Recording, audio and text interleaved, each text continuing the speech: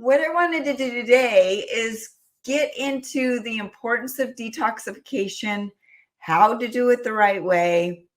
How does iodine fit into that equation?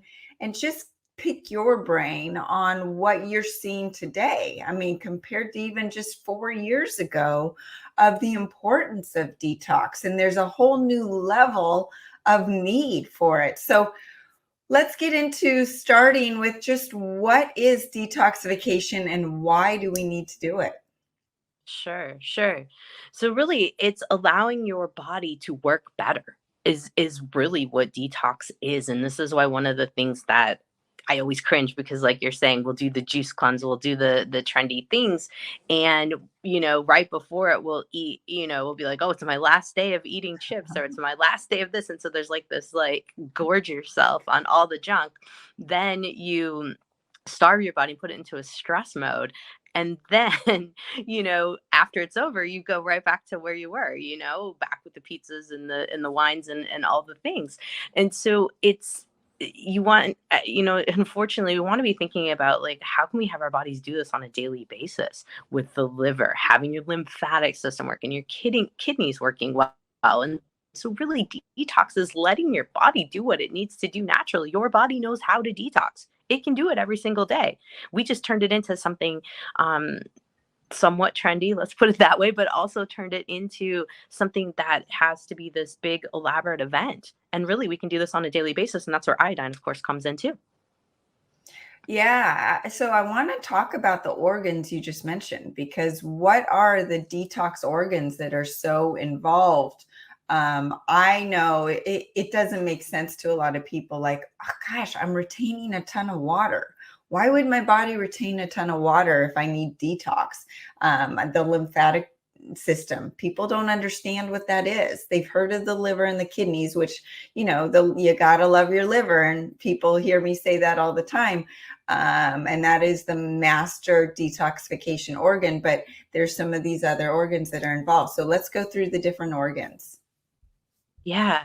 So, obviously, one of the ones that we always think about is the liver. So, that one I think I'm going to leave alone really because I think folks get that there's cells in the liver that are going to help us to detox, and we have enzyme pathways within the liver that help at even more of a minute level. So if someone has had DNA testing, or another thing that's really popular is folks know if they are good methylators or not. So this MTHFR business, this is all just enzymes within the liver and your cells helping you to detox.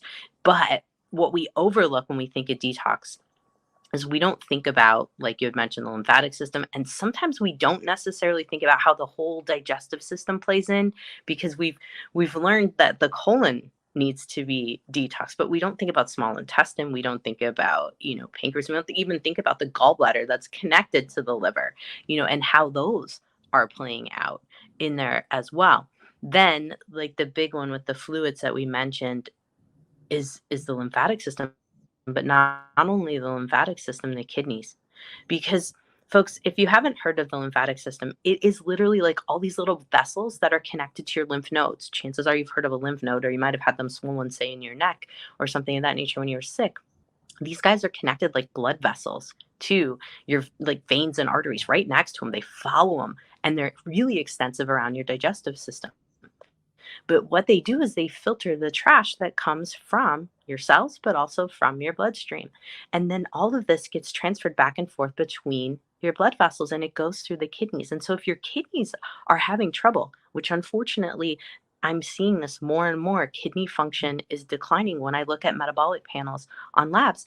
Our kidneys, if they're not strong, we're going to have some issues in this department. So if you're not great at drinking water, you're not great at hydrating, or if you're overhydrating, we could have a whole nother issue here. So we really need to be thinking about detox and as a whole body system function, because your skin even has a lot of lymphatic connection there as well. And your skin being your largest organ of detox, this is probably even more overlooked than lymphatics and things of that nature, because I think folks just think about their skin as being protective. Maybe we should take care of it, get some vitamin D for it. um, but we do tend to forget how that all plays in as well. So skin, liver, gallbladder, all of your digestive system, your lymphatics, and then your kidneys are all played in there. And so the better they work, the better you will detox. It's interesting as you're talking through this, and I mentioned insulin resistance and toxicity and how they are connected. The high levels of toxins in our environment are making insulin resistance worse by inhibiting the function of the liver. And the liver is responsible not only for detoxification, but also for protein and fat metabolism, thyroid function, just regular metabolism, processing fructose and glucose. So if the liver's backed up by the toxins, then insulin resistance will be worse. If insulin resistance is present, the liver function is compromised. It's a vicious cycle. But then you get from insulin resistance to diabetes. And what is one of the biggest risks of diabetes is kidney failure, right? And I've got a family member that's on dialysis. And what do they do during dialysis? They literally take the blood out, filter it for the kidneys, because the kidneys are kaput, and you would die without dialysis. People, you do not want to get to this stage in life. It is zero quality of life. So that is where the end game is, right? Where you actually are so insulin resistant, you've got yourself into type 2 diabetes, and the kidneys shut down, your detox organs shut down. Let alone, I don't even know what his liver looks like, right? You can only imagine what the liver looks like, because the insulin resistance at the level of the liver is type 2 diabetes.